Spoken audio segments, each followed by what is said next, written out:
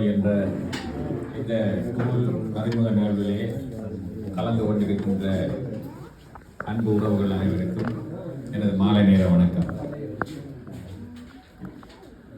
ஏற்புரைக்கு முன்னதாக முதலிலே நான் இங்கே நன்றி கூறிவிட்டு என்னுடைய சில கருத்துக்களை பகிர்ந்து கொள்ளலாம் என்று நினைக்கிறேன்.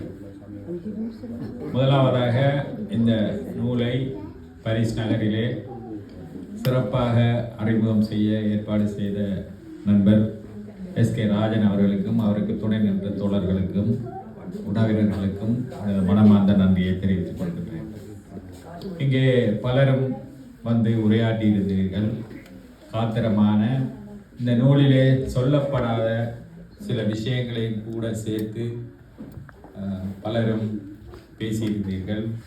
அவர்களுக்கு இந்த உரையாற்றிய அனைத்து வளவாளர்களுக்கும் எனது நன்றி.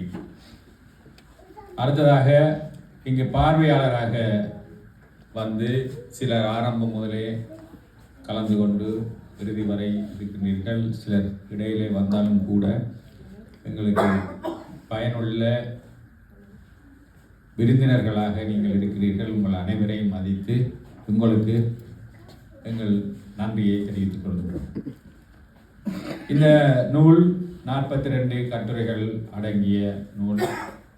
அந்த 42 கட்டுரைகளை தந்த வளவாளர்கள், அவருடைய நண்பர்கள், அவரோடு சேர்ந்து பணியாற்றியவர்கள், அவருடைய குடும்பத்தினர்கள் அனைவருக்கும் இந்த வேளையிலே நாங்கள் நன்றியை தெரிவித்துக் கொள்ள வேண்டும். அதே போல என்னோடு சேர்ந்து இந்த நூலை தொகுப்பதற்கு உதவி செய்த கிழக்கு ஊடகவியலாளர் ஒன்றியத்தினுடைய தலைவர் தம்பி தேவா அதிரன் அவர்களுக்கு இந்த வேளையிலே எனது நன்றியை தெரிவித்துக் கொள்கின்றேன். 2024ஆம் ஆண்டு இந்த நூலை கொண்டு வருவதற்கான முயற்சியிலே நானும் நண்பர் தேவாதிரனும் முயன்று கொண்டிருந்த அந்த காலகட்டத்திலே உங்களுக்கு தெரியும், ஒரு நூலை வெளியிடுவது என்பது நிதிச்சுமை மிக்க ஒரு விடயம். புலம்பெயர்ந்த நாட்டிலே பலர் நிதி வழங்கக்கூடிய நிலைமையிலே இருந்தாலும் கூட அந்த நிதி வழங்கக்கூடிய தன்மையிலே அவர்கள் இல்லாதது. இங்கே பல ஊடகவியலாளர்கள், எழுத்தாளர்கள் இருக்கின்றீர்கள், உங்களுக்கு தெரியும். அப்படியான ஒரு சந்தர்ப்பத்திலே இந்த நூலை நான் வெளியிடுகிறேன் என்று சொன்ன பொழுது என்னுடைய நெருங்கிய நண்பராக சுவிட்சர்லாந்திலே இருக்கின்ற நண்பர் கிருஷ்ணசாமி திலீபன் அவர்கள் சுவிஸ் லைஃப் செலக்ட் என்கின்ற ஒரு நிதி நிறுவனத்திலே பணியாற்றி கொண்டிருக்கின்றார். அவர் இந்த நூலுக்கான உற்பத்தி செலவு அவ்வளவு தானே பொருட்படுத்தி அவ்வளவு பணத்தையும் தந்து இந்த நூல் வெளிவதற்கு அவர் எங்களுக்கு ஒத்தாசையாக இருந்தார். இந்த வேளையிலே அவருக்கு நாங்கள் நன்றி கூட கடமைப்பட்டிருக்கிறோம். தராக்கி யார்? இந்த தராக்கி, இந்த நூலை வாசிப்பவர்களுக்கு தராக்கியின் பல பரிமாணங்களும் புரியும். முதலிலே தராக்கி என்பதுதான பெயர் என்பதை நிஷா பீரிஸ் அவர்கள் ஒரு கேள்வியாக எழுப்பியிருந்தார். பிறகு வந்த தேவதாசன் அவர்களும் வாசுதேவன் அவர்களும் தராக்கியை தாரக்கி என்ற துணியிலே சொல்லியிருந்தார்.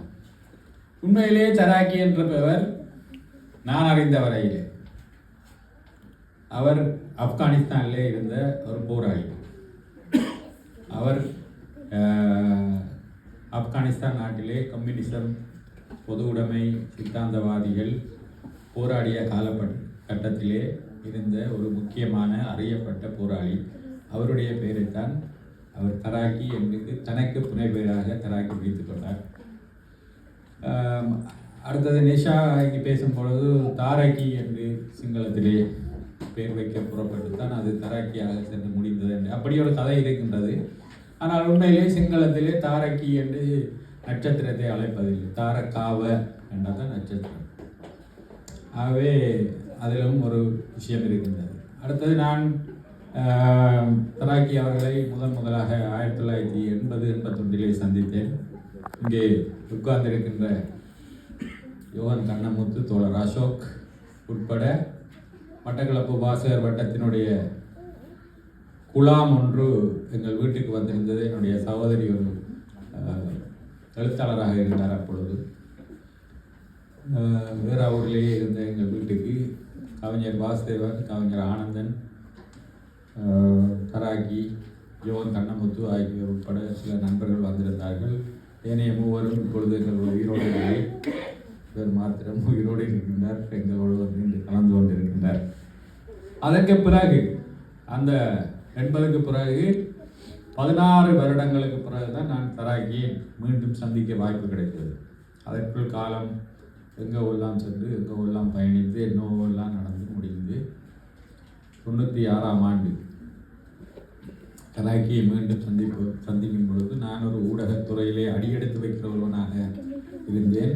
அவர் ஊடகத்துறையிலே மிகவும் பிரபலமான ஒருவராக இருந்தார். அன்றிலிருந்து அவர் 2005 ஏப்ரல் 28 இறக்கம் வரை எங்களுடைய உறவு இருந்தது, நட்பு இருந்தது. எஸ்.கே. ராஜன் அவர்கள் சொன்னதின் போது எங்கள் இருவருக்கு முன்னிலே மோதல்கள் முட்டல்கள் எல்லாமே இருந்தது. ஆனால் என்றும் கூட அவர் தன்னுடைய பெயர் தராக்கி இல்லை, தாரக என்பதுதான் தன்னுடைய பெயர், அவ்வாறு என்றுமே அவர் சொன்னதில்லை. ஆகவே அவர் என்னை பொறுத்தவரை தராக்கி என்பதை தன்னுடைய புனை பெயராக அவர் ஏற்றுக்கொண்டிருக்கின்றார் என்பதுதான் அதனுடைய அர்த்தமாக கொள்ளப்பட வேண்டும். அடுத்ததாக நிஷா பேஸ் அவர்கள் சொல்லும்பொழுது இன்னொரு ஊடகவியலாளருடைய பெயரை பிரயோகித்தார். அது ஆர் பிரேமதாசா அவர்கள் ஜனாதிபதியாக இருந்த காலத்திலே 91 நினைக்கின்றேன் ரிச்சர்ட் டி சொய்சா என்பவர் கொல்லப்பட்டார். இந்த Richard de Soysa Associated Press என்கின்ற பிரெஞ்சு ஊடக நிறுவனத்தினுடைய ஸ்ரீலங்காவுக்கான பிரதிநிதியாக அவர்தான் தராக்கியை ஊடகத்துறைக்குள்ளே அழைத்து வந்தவர். தராக்கியினுடைய நண்பர். இலங்கையிலே முதலாவதாக கொல்லப்பட்ட ஊடகவியலாளர், சுதந்திரத்துக்கு பின்னான காலப்பகுதியிலே கொல்லப்பட்ட முதலாவது ஊடகவியலாளர் ரிச்சர்ட் டி சொய்சா. அவருடைய சடலத்தை அடையாளம் காட்டியவர் தராக்கி. மனோரை முத்தட்டு வைக்காம என்கின்ற அவருடைய தாயார். அது தொடர்பாக இப்பொழுது ஒரு திரைப்படம் கூட வெளியாகி இருக்கின்றது. இந்த கொலை தொடர்பாக இறுதியிலே தராக்கியினுடைய சடலத்தையே யாரோ அடையாளம் காட்ட வேண்டிய ஒரு சூழ்நிலை உருவாகிவிட்டது. அது இலங்கையினுடைய அரசியல் சூழலை பிரதிபலிக்கின்ற ஒன்று. அதை அடுத்து ஈழத்தை தமிழ் பரப்பிலே அறிமுகம் தேவையில்லாத ஒரு ஊடகவியலாளர் என்றால் அது தராக்கி தான். நூற்றுக்கணக்கான ஊடகவியலாளர்கள் இருக்கிறார்கள். மூத்த ஊடகவியலாளர்கள் தங்களை அழைத்துக் கொள்பவர்கள் இருக்கின்றார்கள். சிரேஷ்ட என்று அழைத்துக் கொள்பவர்கள் இருக்கின்றார்கள். இளம் ஊடகவியலாளர் என்று அழைப்பவர்கள் இருக்கிறார்கள். இங்கே விவேகானந்தர் சதீஷ் சர்ச்சையை கிளப்பியது போன்று யூடியூபர்ஸும் தங்களை ஊடகவியலாளர்கள் என்று அழைத்துக் கொள்கின்றார்கள். இதை ஏற்றுக்கொள்ளலாமா, ஏற்றுக்கொள்ளலாம் முடியாதா என்கின்ற விமர்சனங்கள் எல்லாம் இருக்கின்றன. ஆனால் ஈழத்தின் தமிழ் ஊடகத்துறையிலே தராக்கி என்ற பெயரை சொன்னால் யாருக்கும் அறிமுகம் தேவையில்லை. இப்படி ஒருவர் இருந்தார், வாழ்ந்தார், இறந்தார், கொல்லப்பட்டார் என்கின்ற எல்லா விஷயத்தையும் ஓரளவு அறிந்தவர்களாக இருக்கின்றார்கள். இந்த நூலை நாங்கள் வெளியிட்ட பொழுது இந்த நூலுக்கு எதிராக பெரிய சர்ச்சை வந்தது. 2004ஆம் ஆண்டு ஜூலை மாதம் சென்னையிலே இந்த நூல் வெளியிடப்பட்ட பொழுது இதை எதிர்த்து பல விமர்சனங்கள் முகநூல்கள், அது சமூக ஊடகங்களில் எல்லாம் வந்தது. ஊடகவியலாளர் கவிதா முரளிதரன் அவர்கள் இந்த நூல் அறிமுக நிகழ்விலே கலந்து கொண்ட பொழுது அவரை கூட திட்டி எல்லாம் எழுதியிருந்தார்கள். அது ஒரு புறம் இருக்க, தராக்கியை ஈழத்தமிழ் ஊடக முன்னோடி என்று அழைப்பது சரியா என்கின்ற ஒரு கேள்வியும் எழுப்பப்பட்டது. எவ்வாறு அவரை அழைக்கலாம்? அதுக்கு முன்னர் ஊடகவியலாளர்கள் இருக்கவில்லையா, ஊடக ஜாம்பவான்கள் இருக்கவில்லையா? என்னை பொறுத்தவரையிலே தராக்கி ஒரு ட்ரெண்ட் செட்டர். தராக்கிக்கு முன், தராக்கிக்கு பின் என்று நாங்கள் ஈழத்து தமிழ் ஊடகத்துறையை பார்க்கலாம். அந்த வகையிலே தராக்கி ஒரு முக்கியமாக கணிக்கப்பட வேண்டிய ஒரு நபர் என்ற அடிப்படையில் இருந்துதான், ஒரு ஊடகவியலாளர் என்ற அடிப்படையில் இருந்துதான் நாங்கள் இந்த சிவராம் ஞாபகார்த்த மன்றம் என்ற அமைப்பை தொடங்கி சுவிட்சர்லாந்து நாட்டிலே பல வேலை திட்டங்களை நாங்கள் செய்து கொண்டிருக்கிறோம். தொடர்ச்சியாக இந்த புத்தகங்களை வெளியிட்டிருக்கின்றோம். வாசுதேவன் அவர்கள் சொன்னதை போல தொடர்ந்து இப்பொழுது சிவராம் சரணிகர் பத்திரிகையில் எழுதிய கட்டுரைகள், ஆத்திரமான பல கட்டுரைகள் இருக்கின்றன, காலத்தின் பதிவுகளாக இருக்கின்றன. அதை ஒரு நூலாக கொண்டு வருவதற்கான முயற்சிகளில் ஈடுபட்டிருக்கின்றோம். எங்களுக்கு தேவையாக இருப்பது நிதி ஆதாரம் மாத்திரம்தான். நிதி ஆதாரம் எங்களுக்கு கிடைக்குமாக இருந்தால் அதை நாங்கள் கொண்டு வருவதற்கான முயற்சியிலே நாங்கள் ஈடுபட்டிருக்கின்றோம். அந்த வேலை சென்று கொண்டிருக்கின்றது. எனக்கு தராகியார் ஓரளவு நான் என்னுடைய இந்த முன்னுரையிலும் நான் அவரை பற்றி எழுதியிருக்கிற கட்டுரையிலும் சில விஷயங்களை பதிவு செய்திருக்கின்றேன். சுருக்கமாக சொல்லுவதாக இருந்தால், தராகி எங்களை ஒரு ஊடகவியலாளராக எப்படி உருவாக்கினார். ஊடகவியலாளர் என்பவர் நீங்கள் அறிந்திருப்பீர்கள்.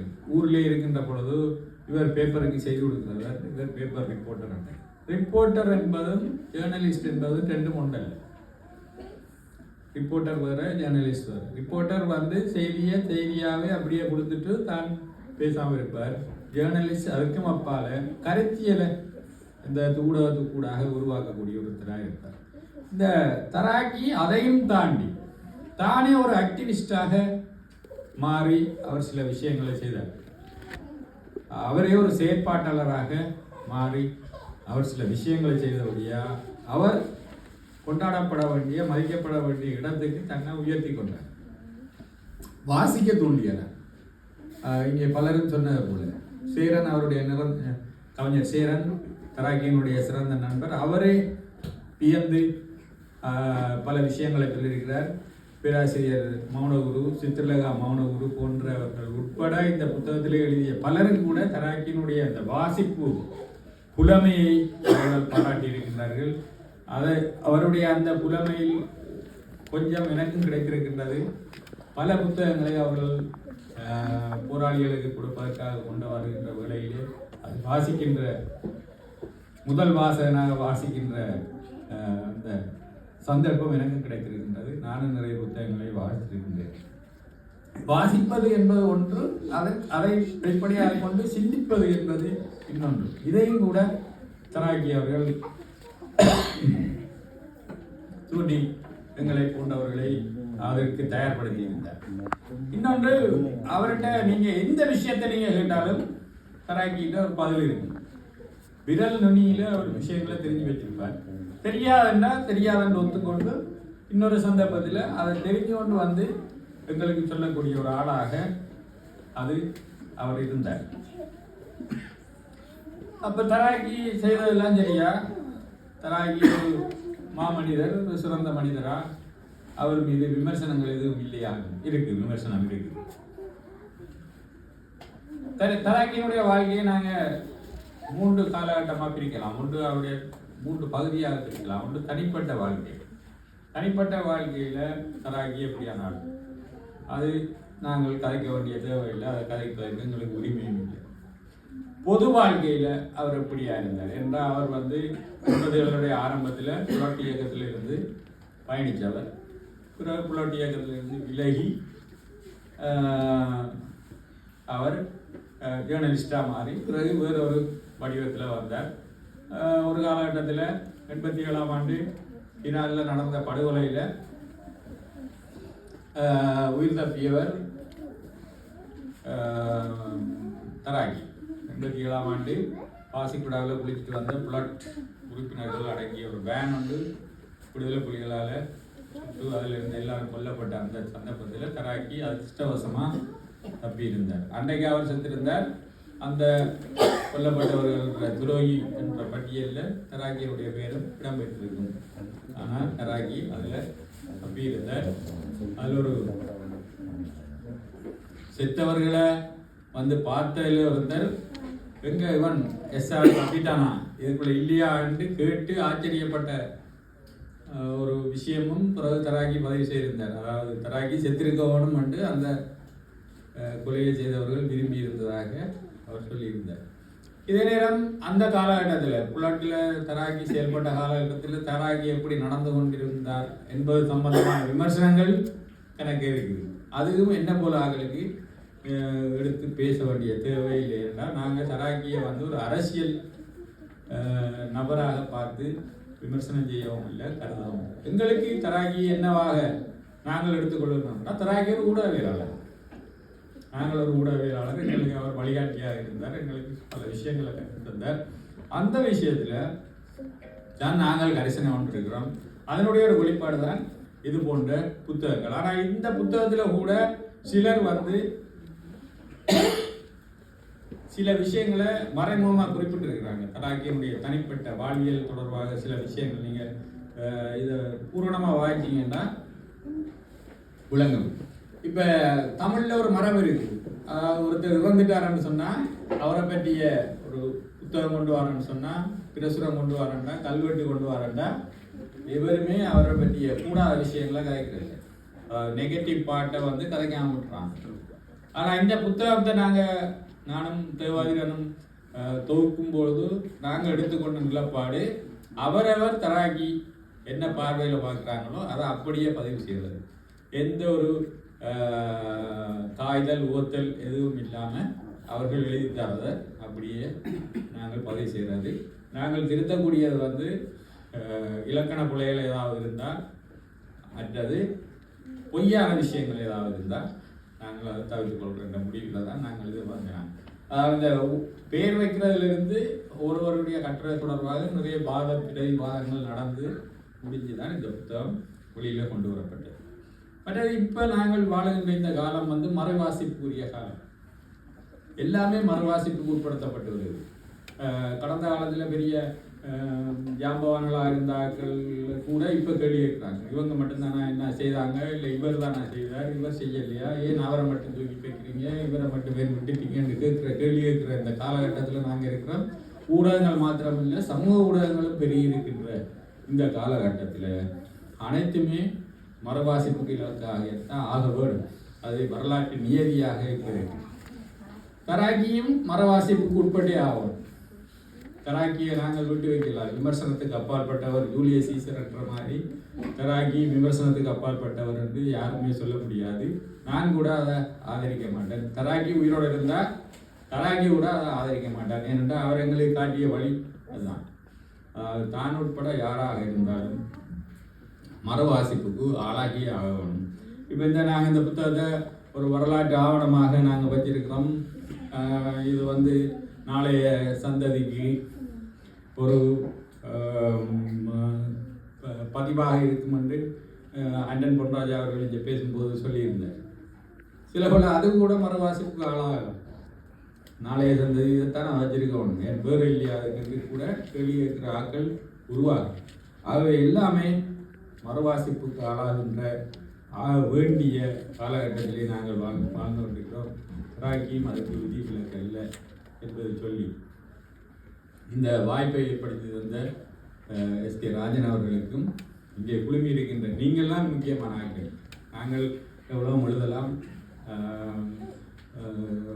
புத்தகங்களை அச்சிடலாம், விரும்பினா விற்கலாம், விற்காமல் வச்சுக்கலாம். ஆனால் மூலப்பொருளாக்கள் ஆர்வமாக வந்து இதில் கலந்து கொண்டு இந்த நிகழ்வுகளை கேட்டு எங்களுக்கு ஆதரவு தருவதன் ஊடாகத்தான் நாங்களும் உற்சாகமாக பயணிக்க முடியும்.